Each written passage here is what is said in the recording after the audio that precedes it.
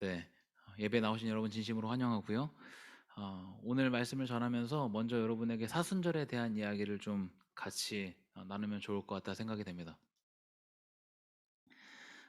지난 주일이 사순절 첫째 주일이었습니다. 지난주에 저희가 이단 대책 세미나로 진행을 했기 때문에 사순절에 대해서 좀 자세하게 말씀을 드리지는 못했는데요. 사순절은 부활절 전 주일을 제외한 40일을 이야기합니다. 매일매일 우리가 예수님의 행적을 기억하면서 살아가면 좋겠지만 그렇게 하기는 사실 쉽지 않죠. 그렇기 때문에 특별히 이 기간만큼, 사순절 기간만큼 예수님의 행적에 집중하면서 살아보자 라는 기간입니다. 그래서 우리 그리스도교에서는 특히 경건에 힘쓰는 기간으로 사순절 기간을 삼고 있습니다. 여러분도 이 기간에 경건에 더욱 집중할 수 있는 기간이 되기를 바랍니다. 그런데 이 사순절에 주일이 왜 포함이 되지 않을까요? 제가 주일을 포함하지 않은 40일이라고 말씀을 드렸는데 왜 주일이 포함되지 않을까요? 왜 사순절에 주일이 포함이 되지 않는가? 이것은 우리가 주일에 예배를 드리는 것과 연관이 있습니다. 우리는 왜 주일에 예배를 드리죠? 다른 요일이 아니라? 네? 네, 구약에서 안식일은 토요일이죠. 그리고 토요일이 제7일인데 우리는 일요일에 예배를 드립니다. 왜냐하면 예수님께서 부활하신 날이 일요일이기 때문입니다. 그래서 우리는 일요일을 로즈데이, 주의 날, 주일이라고 이야기하죠. 이단에서 이야기하는 것처럼 태양신을 숭배하는 날을 가져왔다거나 아니면 로마에서 기독교를 국교로 정하고 나서 그때부터 주일을 예배드리는 게 시작됐거나 하는 것은 이제 다 잘못된 내용입니다. 신약에는 이미 주일에 모여서 예배를 드린 기록이 나와 있습니다. 그래서 여러분께서 주일날 예배를 드리는 이유와 함께 이 성경 구절 두 군데도 꼭 기억하시면 좋을 것 같은데요. 사도행전 20장 7절과 고린도전서 16장 2절입니다. 여러분 이건 좀 암송하면 좋을 것 같아요. 사도행전 20장 7절 그리고 고린도전서 16장 2절입니다. 사도행전 20장 7절에는 이렇게 되어 있습니다. 그 주간의 첫날에, 고린도전서 16장 2절에는 매주 첫날에라고 기록합니다. 언제죠? 이때가 주일입니다. 무슨 말인가? 예수님의 제자들은 유대인들, 유대교이었기 때문에 당연히 안식일을 지켰겠죠. 그렇지만 예수님께서 승천하신 뒤에 예수님의 제자들, 그리고 바울을 중심으로 하는 이 이방 그리스도인들은 이미 예수님께서 부활하신 날인 그 주일날 예배를 드렸습니다. 4세기부터 주일에 예배를 드렸다. 이러한 말은 전부 허구이고요. 이미 1세기부터 그리스도인들은 주일에 모여서 예배를 드렸습니다.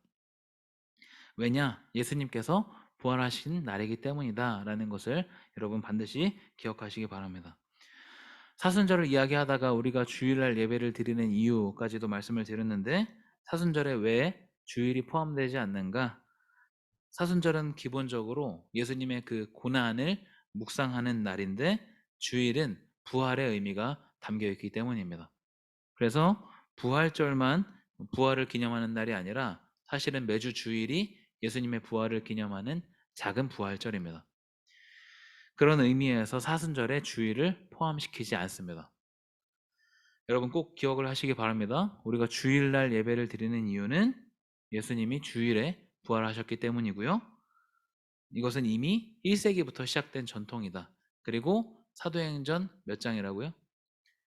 20장 7절 그리고 고린도전서 16장 2절에 이 부분이 이미 나와 있다라는 것까지 기억하시면 좋겠습니다. 왜 그렇게 이 부분이 중요한가? 하나님의 교회 이단에서 안식일에 예배를 드려야 한다고 이제 계속해서 주장하기 때문입니다. 제가 예전에 한번 말씀드린 적이 있죠. 하나님의 교회 이단이 이제 저를 전도하려고 했다가 기억 혹시 나세요? 그때 이제 안식일에 예배를 드려야 한다 뭐 이런 이야기 하면서 그래가지고 이제 제가 그때 이야기하면서 바울도 이미 주일날 예배를 드렸다 하는 이야기를 이제 했다 이런 얘기까지 했었는데요. 이단들은 이제 안식일을 지켜야 한다 이런 이야기들을 많이 하는데 그것이 아니라 정말 성경대로 하는 것은 뭐냐 하면 주일날 예배를 드리는 것입니다. 그래서 여러분들이 이 구절까지 꼭 기억하시면 좋겠다 생각이 됩니다. 이 사순절 기간에 예수님의 행적을 좀 같이 한번 돌아보려고 합니다. 예수님의 3대 사역, 가르치시고 전파하시고 고치신 것, 그것이 사실은 가장 핵심이겠죠. 그렇지만 이 3대 사역 못지않게 중요한 의미를 갖고 있는 부분을 좀 같이 살펴보려고 합니다. 오늘 주목해서 볼 부분은 제자를 부르시는 예수님입니다. 제자를 부르시는 예수님. 예수님과 떨어질 수 없는 단어가 사실은 제자죠. 예수님은 혼자 사역하실 수 있었지만 혼자 사역하지 않으셨고 제자들을 선택하고 키우셨습니다. 물론 제자들이 예수님께서 이렇게 공을 들인 것에 대한 빛을 발하는 순간은 예수님과 함께 있던 때는 아니었지만 예수님께서 굉장히 관심을 갖고 신경을 쓰셨던 부분이 제자를 삼는 일, 그리고 이 제자들을 키우는 일이었습니다. 오늘 본문은 제자를 부르신 그 시작을 다루고 있는데요. 오늘 본문 13절을 다시 한번 보겠습니다. 누가복음 6장 13절을 같이 한번 읽어보겠습니다. 시작. 밝음에 그 제자들을 부르사 그 중에서 12를 택하여 사도라 칭하셨으니, 예수님을 따르는 무리가 실제로 12명보다는 훨씬 많았죠. 그 중에서 예수님은 12명을 선택하셨습니다. 그리고 이 사람들을 사도라고 이야기하십니다. 여기서 사도라는 말은 그리스도를 전하기 위해서 특별히 선택된 전도자라는 의미입니다. 또는 특별한 임무를 위해서 구별된 제자들이라고 이해해도 좋을 것 같습니다. 이렇게 본문은 예수님께서 제자를 부르시는 그 장면을 다루고 있죠. 오늘 자세히 한번 보려고 하는 것은 제자를 부르시는 그 의미와 중요성입니다. 예수님께서 12제자를 부르신 사건은 그 사건 자체가 굉장히 중요한데, 왜냐하면 예수님의 사역에서 굉장히 많은 무게가 여기에 실려 있기 때문입니다.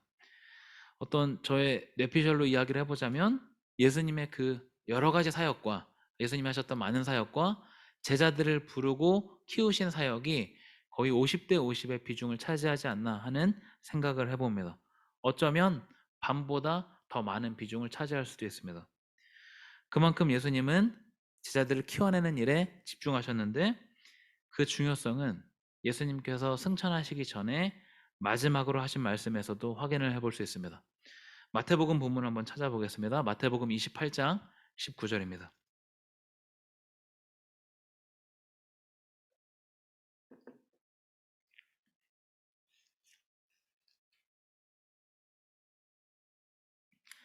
마태복음 28장 19절 찾으셨나요? 네, 그럼 같이 한번 읽어보겠습니다. 시작. 그러므로 너희는 가서 모든 민족을 제자로 삼아 아버지와 아들과 성령의 이름으로 세례를 베풀고. 아멘.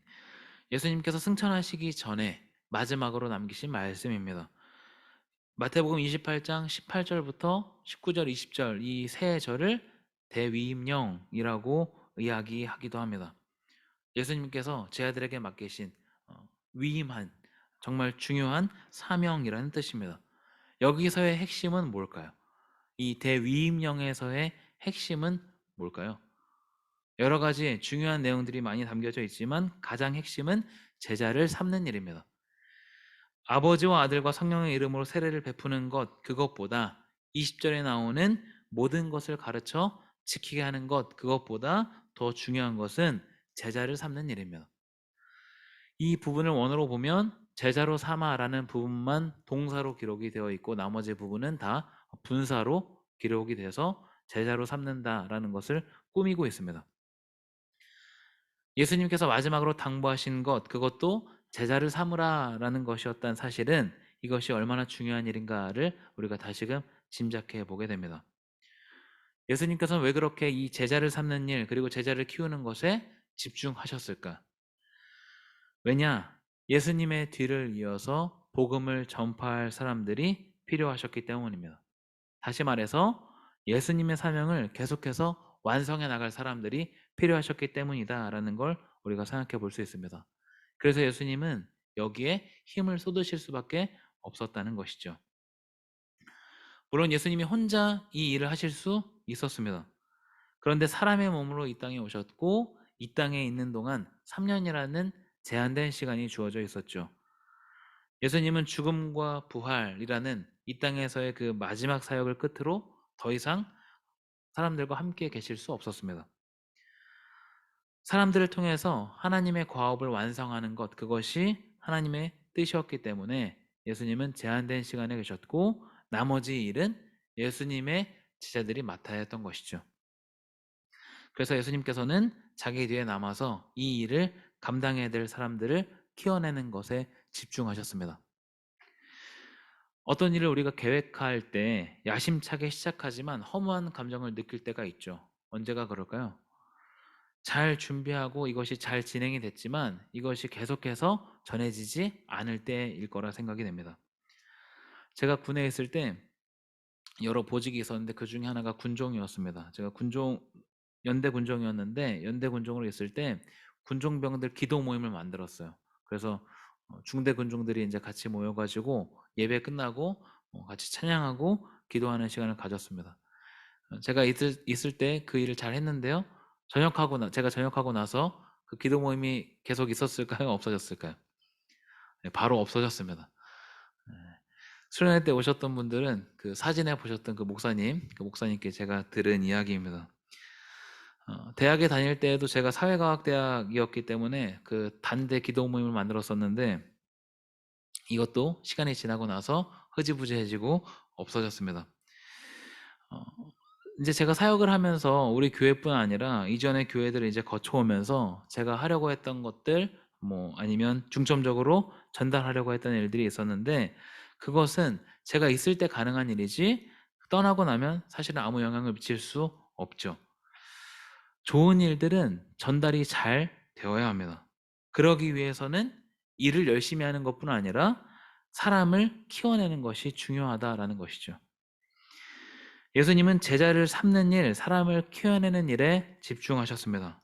그래서 예수님께서는 예수님을 따르는 많은 사람들 중에서도 특별히 구별된 사람들을 선택하실 때 집중해서 기도하셨던 것을 보게 됩니다. 12절을 한번 같이 한번 보겠습니다. 누가복음 6장 12절입니다. 6장 12절 같이 한번 읽겠습니다. 이때 예수께서 기도하시러 산으로 가사 밤이 새도록 하나님께 기도하시고, 예수님께서 기도하신 장면을 복음서에서 자주 볼 수 있는데 특히 제자들을 선택하기 전에 밤이 새도록 기도하셨습니다. 그만큼 제자들을 선택하는 일이 굉장히 중요했다라는 것이죠. 이렇게 해서 선택된 제자들이 14절부터 16절까지 나와 있습니다. 우리가 잘 아는 베드로, 안드레, 야고보, 요한에서부터 시작해서 나중에 예수님을 팔게 되는 가룟 유다까지 이렇게 12명의 이름이 기록이 되어 있죠.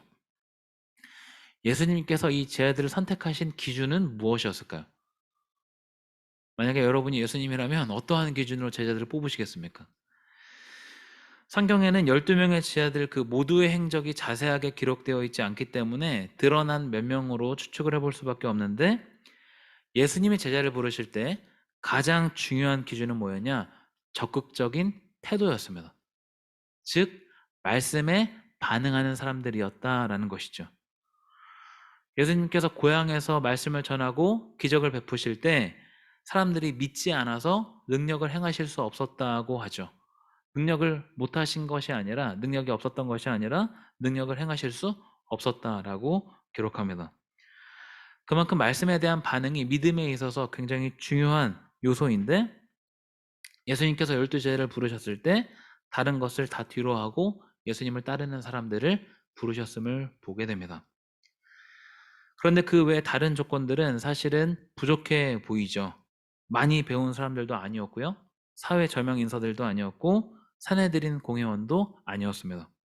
오히려 이 사람들은 소외계층에 가까웠다고 할 수 있죠. 한마디로 이 12명의 사도들은 기득권이 아니었다. 기득권 계층이 아니었다라는 것이죠. 예수님이니까 당연히 남들과 똑같은 선택을 하지 않으셨겠지라고 생각할 수는 없는 노릇이죠. 당연히 똑똑한 사람들을 가르치는 것이 훨씬 쉬웠을 것입니다. 그리고 지위가 있어야 더 많은 영향력을 갖는 것도 사실입니다. 특히 앞에서 같이 이야기한 것처럼 예수님께 허락된 시간이 많지 않았기 때문에 효율적인 측면에서 보자면 기득권층을 데려다가 제자 삼는 것이 더 나은 선택일지도 모릅니다.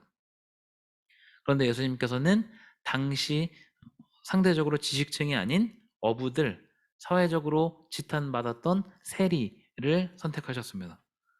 그 외 다른 제자들에 대한 정보는 자세히 나와 있지 않아서 어떠한 직업을 갖고 있는지 어떠한 배경인지를 알 수는 없지만 우리가 정확하게 알 수 있는 것은 이 사람들은 주목받는 사람들이 아니었다라는 것이죠. 예수님의 선택은 주목받는 사람들은 아니었지만 말씀에 반응하는 사람들이었다라는 걸 기억해 보게 됩니다. 기득권은 아니었지만 예수님의 말씀에 순종해서 헌신하겠다는 그 마음을 갖고 있던 사람들, 이 12명을 택하시고 예수님은 이들과 동행하십니다.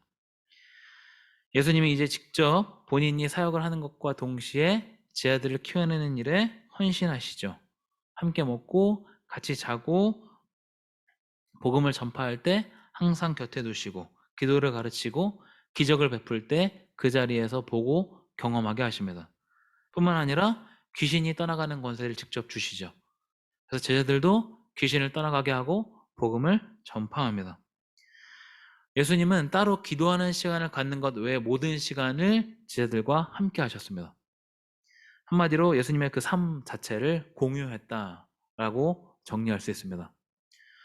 여러분, 삶을 공유하는 것, 이것은 쉬운 일일까요? 어려운 일일까요? 이것은 굉장히 어려운 일입니다. 여러분 중에 기숙사에 살아본 적이 있거나 아니면 다른 사람들과 자취를 해본 경험이 있다면 훨씬 이해가 쉬울 거라 생각이 됩니다. 한 형제 자매도 생활 방식이 다른데 완전 생판 남과 같이 생활한다는 것은 쉬운 일이 아니죠. 마찰을 일으키지 않으면 그나마 다행이라고 할 수 있습니다. 그런데 그 와중에 같이 사는 사람들한테 본을 보인다라는 것, 이것은 정말 어려운 일이죠. 제가 중국에서 지낼 때 저랑 같이 학생 선교사로 이제 파송된 형제들하고 이제 한 집에서 같이 살았는데 처음부터 끝까지 맞지 않았습니다. 아침에 일어나서 밥을 하는 것, 뭐 빨래, 그리고 청소하는 것, 생활 방식, 장 보는 것 등등 모든 것들이 사실은 그렇게 매끄럽게 소통이 되지 않았던 것 같습니다. 어려웠던 점은 이러한 부분인 것 같아요. 만약에 그냥 제가 유학생이었다면 좀 낫을 것 같은데 선교를 하겠다고 모인 사람들이었기 때문에 아마 서로에게 거는 기대가 더 크지 않았을까라는 생각을 해보게 됩니다. 삶을 공유한다는 것, 이것은 굉장히 어려운 일이지만 정말 어려운 일이지만 만약에 그 안에서 본을 보일 수 있다면 그것만큼 또 좋은 영향을 미치는 것도 없습니다. 저희 장인어른도 목사님이신데요. 제 아버지도 목사님이시고 장인어른도 목사님이신데 장인어른은 개척을 하실 때부터 사택을 개방하셨습니다. 그래서 그때 청년들이 그 장인어른 사택에 같이 살면서 먹고 자고 같이 훈련을 받았습니다. 쉬운 일은 아니었겠죠. 아무나 할 수 있는 일이 아니라 생각이 되는데 그 결과 그때 이제 같이 훈련받았던 청년들이 지금 교회 중직으로 남아서 헌신적으로 봉사하고 계십니다. 예수님은 공생의 기간 제 아들과 동고동락하는 삶을 선택하셨고 제 아들은 온전히 모든 것을 보고 배웠습니다. 이러한 차원에서 예수님은 제 아들에게 모든 것을 쏟아 부으셨다라고 할 수 있습니다. 내가 다른 사람들에게 좋은 영향을 미치는 것, 이것은 정말 중요한 일인데 그것보다 내가 다른 사람들에게 좋은 영향을 미치는 것보다 더 중요한 의미를 갖는 것은 소수라 하더라도 제자를 키워내는 일입니다. 여기서 말하는 제자란 내가 그들에게 가르친 것과 같이 그들도 또 다른 사람들을 가르칠 수 있는 사람들을 이야기합니다. 우리가 이러한 제자를 낳는 삶을 살기 위해서 두 가지가 필요한데요. 첫 번째는 무엇인가? 내가 먼저 예수님의 제자로 살아가는 것입니다. 두 번째는 그 삶을 다른 사람들에게 전하는 것이죠. 내가 예수님을 따르는 제자의 삶을 살지 않는데 이 삶을 전할 수는 없는 노릇이죠. 여러분은 전임 사역자들이 아니지만 삶의 현장에서 예수 그리스도의 제자로 살아가야 할 의무가 있습니다. 주어진 자리에서 성실하게 그리고 묵묵히 맡겨진 일에 최선을 다하는 것이죠. 그것뿐 아니라 다른 사람들을 나와 같은 제자로 만드는 일에 우리는 집중할 필요가 있습니다. 몸소 본을 보이고 그래서 예수님을 따르는 사람이 어떤 사람인지를 보여주는 것. 함께 예수님을 따르는 삶을 사는 것뿐 아니라 그 사람들도 또 다른 제자를 낳는 삶을 살도록 하는 것. 이것이 예수님께서 가장 중점을 두셨던 사역입니다. 어떤가요? 다소 부담이 되죠. 다소 부담이 됩니다. 그런데 예수님은 처음부터 이 모든 것을 하라고 너희들은 바로 내가 되라 라고 말씀하셨던 것은 아니었습니다. 제자 낳는 삶을 살아라 라고 가르쳐 주셨던 것이죠. 그래서 우리는 작은 일부터, 우리가 할 수 있는 작은 일부터 도전하는 것, 실천하는 것이 필요합니다. 내가 먼저 예배에 참석하고 다른 사람들도 예배에 참석하게 하는 것, 내가 작은 선을 베풀고 이 일에 또 다른 사람들도 동참하게 하는 것 등 많은 일들이 있을 수 있죠. 우리가 작은 실천을 해보는 것은 굉장히 중요합니다. 왜냐하면 말씀을 듣는 것에서만 그치지 않기 때문이죠. 큐티의 유익은 거기에 있습니다. 내가 그날 묵상한 말씀을 묵상한 것에서 그치지 않고 여기에 비추어서 할 수 있는 작은 것을 도전해 보는 것, 거기에 큐티의 유익이 있는 것처럼 우리가 할 수 있는 작은 일들을 실천해 볼 수 있기를 바랍니다. 오늘 예수님의 행적을 조명하면서 제자를 부르신 그 예수님의 모습을 같이 한번 살펴봤습니다. 제자를 부르시고 키워내신 일의 포인트는 함께입니다. 나 혼자만이 아니라 함께. 하나님의 아들이시자 삼위 가운데 한 하나님인 예수님이 뭐가 부족해서 함께 하시겠습니까? 부족해서가 아니라 함께의 가치를 전하고자 하셨던 것이죠. 반면 우리는 예수님과는 달리 많은 부족함이 있죠. 그럼에도 불구하고 예수님을 따르고자 하는 노력, 말씀에 반응하고자 하는 그 태도를 갖춰가는 여러분이 되기를 바랍니다. 여기서 그치는 것이 아니라 또 다른 사람들에게 나와 같이 예수님을 따르는 삶을 살아보자 라고 도전할 수 있는 저와 여러분이 되기를 간절히 소망합니다. 함께 기도하겠습니다.